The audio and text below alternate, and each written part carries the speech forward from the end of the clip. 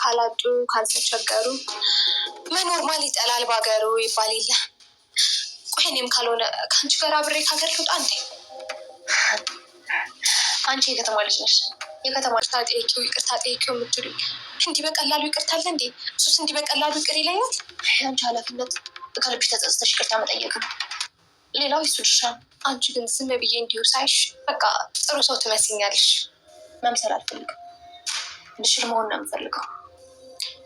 በህይወትሽ ምንድነው ማሳካት የምትፈልጊው? ከዚህ ቤት መውጣት፣ እንድሽል ወደ አረብ ሀገር ሄጄ ቤተሰቦችን መርዳት። ሌላ ምንም አልፈልግም። ሰላም ቤተሰብ፣ ሰላም በያላችሁበት የዓለም ዳርቻ ብዘት ተደረፍ ይበላችሁ። ላይክ ሰብስክራይብ በማድረግ አብራችሁ ቆዩ። ዛሬ ምሳሌ ድራማን እንዴት አያችሁት?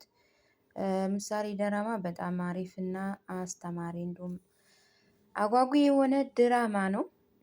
ከመጀመሪያው ጀምሮ እስካሁን ያለው ሂደት በጣም አሪፍ ነው። ነገር ግን አሁንም እነዚህና ያሉበት ነገር ለህግም አልቀረቡ፣ ስራቸውንም አላቆሙ።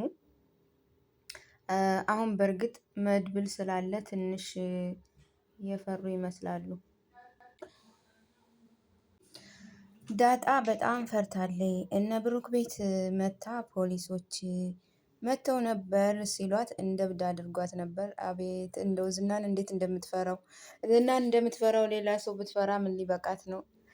እና ይህ ዝና አሁንም ችግራቸውን እያባባሰ ይገኛል። ማህሌት ደግሞ ልክ እንደ ጣቱ ቀለበት ሆናለች።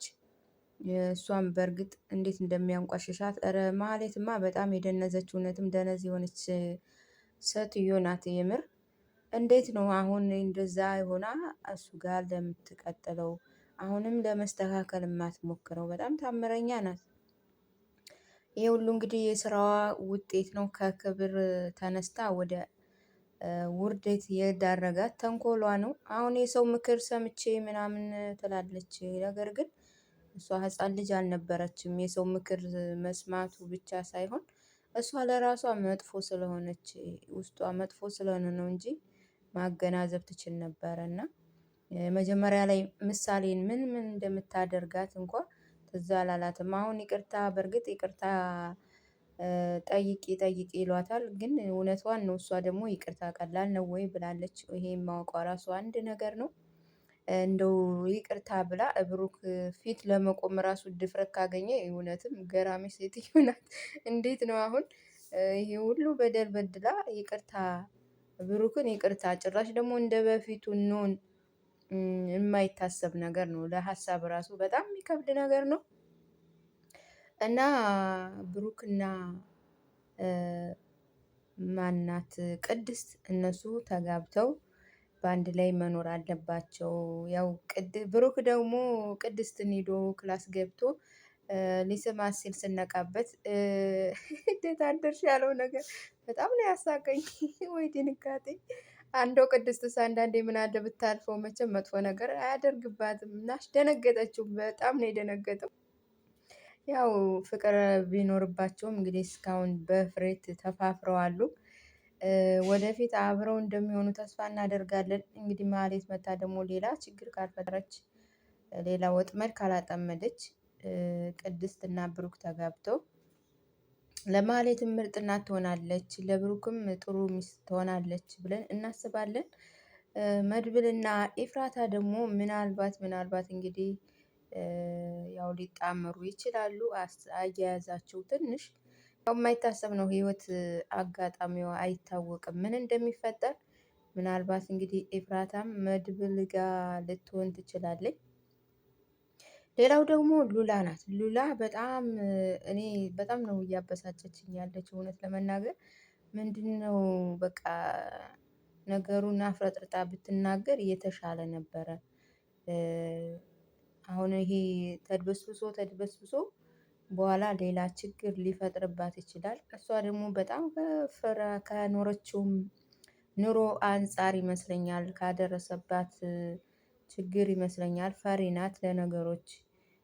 በቃ የሆነ እኔ እንጃ በጣም ፈሪ ነው የምትታየው። ድፍረት ምናምን የለባትም። እና ደግሞ ምን ሆና እንደዋና ቅም መጨረሻ ላይ ወድቃለች። ምናልባት ያ የተረገመ ጠበቃ ተብዬው መጥቶ ስታየው ደንግጣም ሊሆን ይችላል። እንግዲህ በቀጣይ ክፍል ነው የምናየው።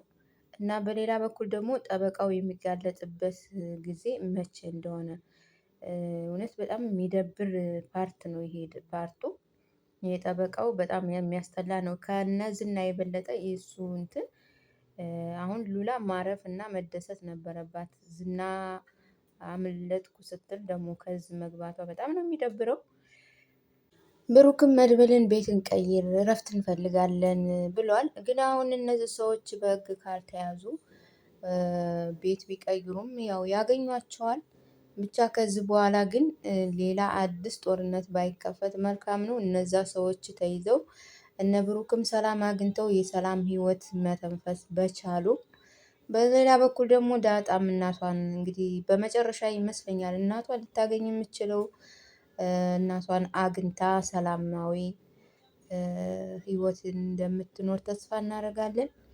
እና እናንተስ ሀሳብ አስተያየታችሁን አስፍሩልኝ። እንዴት አያችሁት ምሳሌ ድራማ?